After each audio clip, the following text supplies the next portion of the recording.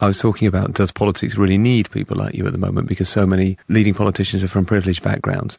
But those people, whether it's David Cameron, who went to Eton, Nick Clegg, who went to Westminster, or Ed Miliband, who had a fairly elite upbringing himself in a very, very nice bit of London, what insight don't they have that you have as a result of that upbringing?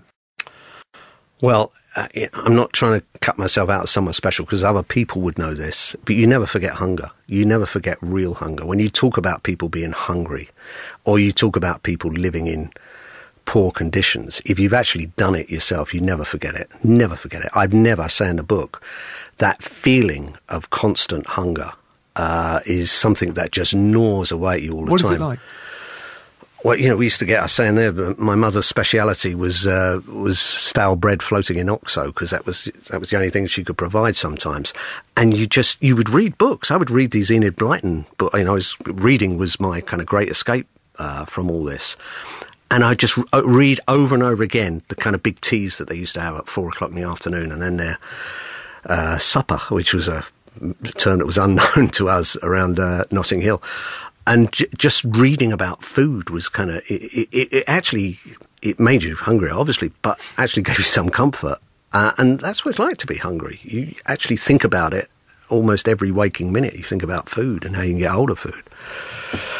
That's real hunger. And, you know, so physical pain. You don't forget. I think it is a physical pain, at least a mental pain. Maybe it's more mental than physical.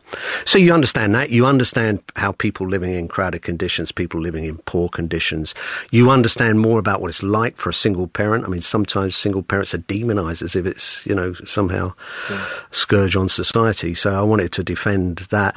You hear all the time about the 50s being some kind of age of peaceful innocence, and it wasn't like that at all, as I've described.